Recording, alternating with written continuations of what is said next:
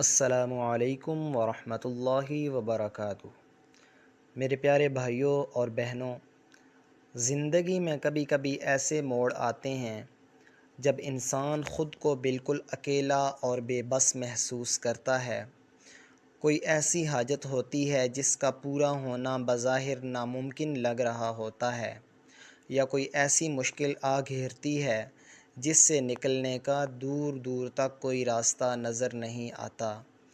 دل پریشان ہوتا ہے، راتوں کی نیند اڑ جاتی ہے اور انسان سوچتا ہے کہ اب کیا ہوگا۔ ایسی مایوسی کے اندھیروں میں ایک مومن کے پاس سب سے بڑا ہتھیار، سب سے مضبوط سہارا اس کے رب کا دروازہ ہے۔ وہ پروردگار جو 70 ماؤں سے زیادہ پیار کرتا ہے، جو دلوں کے حال جانتا ہے اور جس کے لیے کوئی بھی کام مشکل نہیں۔ آج کی اس ویڈیو میں آپ کے سامنے ایک ایسا خوبصورت، طاقتور اور آزمودہ وظیفہ رکھنے جا رہا ہوں جسے اگر آپ نے پورے یقین، توجہ اور دل کی عاجزی کے ساتھ کر لیا تو انشاءاللہ آپ کی ہر جائز حاجت پوری ہوگی اور بڑی سے بڑی مشکل بھی ایسے حل ہو جائے گی جیسے آپ خود حیران رہ جائیں گے۔ میرے عزیز دوستو، اللہ پاک قرآن مجید میں فرماتے ہیں کہ مجھے پکارو، میں تمہاری پکار کو سنتا ہوں۔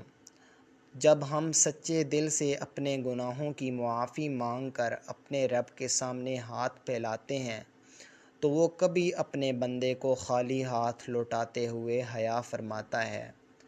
اس وظیفے کی برکت سے تڑپتے ہوئے دلوں کو سکون ملتا ہے اور بند راستے کھل جاتے ہیں۔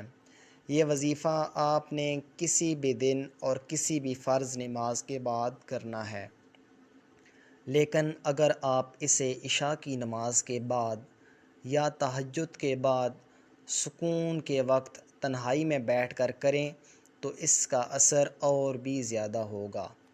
وظیفہ شروع کرنے سے پہلے اچھے طریقے سے آپ نے وضو کر لینا ہے، اچھے طریقے سے تیار ہو لینا ہے، خوشبو لگا لینی ہے اور ایک ایسی جگہ بیٹھ جائیں جہاں کوئی آپ کی توجہ کو نہ ہٹا سکے۔ سب سے پہلے آپ نے اپنے دل میں اس حاجت کا ارادہ کر لینا ہے، اس حاجت کو آپ نے اپنے ذہن میں رکھ لینا ہے جس کے لیے آپ یہ عمل کرنا چاہ رہے ہیں۔ اس کے بعد آپ نے نہایت ہی عاجزی کے ساتھ اور محبت کے ساتھ اپنے نبی کریم صلی اللہ علیہ وسلم پر درود شریف پڑھنا ہے۔ درود شریف کی برکت سے اللہ تعالیٰ تمام دعاؤں کو قبول فرماتے ہیں، اللہ تعالیٰ رزق کی تنگی کو دور فرماتے ہیں۔ جب آپ 11 بار درود شریف پڑھ لیں، اس کے بعد آپ نے اللہ تبارک و تعالیٰ کے 2 انتہائی بابرکت اور صفاتی نام یا حی یا قیوم کا ورد کرنا ہے۔ یہ وہ مبارک نام ہے جنہیں اسم اعظم بھی کہا جاتا ہے، یعنی وہ نام جن کے واسطے مانگی گئی دعا کبھی بھی رد نہیں ہوتی۔ آپ نے یا حی یا قیوم برحمتک استغیث کو پورے 313 بار پڑھنا ہے۔ پڑھتے دوران آپ کا دھیان مکمل طور پر ان الفاظ کے معنی پر ہونا چاہیے۔ اس کے معنی ہے: اے ہمیشہ زندہ رہنے والے، اے کائنات کو تھامنے والے، میں تیری رحمت کے وسیلہ سے تجھے سے فریاد کر رہا ہوں۔ ایک ایک لفظ کو دل کی گہرائی سے ادا کریں، جیسے کوئی سائل اپنے مالک کے سامنے تڑپ کر مانگ رہا ہو۔ جب آپ 313 بار یہ وظیفہ پڑھ لیں، اس کے بعد آپ نے 300 مرتبہ استغفار پڑھنا ہے، یعنی استغفر اللہ ربی من کل ذنب و اتوب الیہ۔ اگر یہ نہ آتا ہو تو آپ استغفار بھی کر سکتے ہیں۔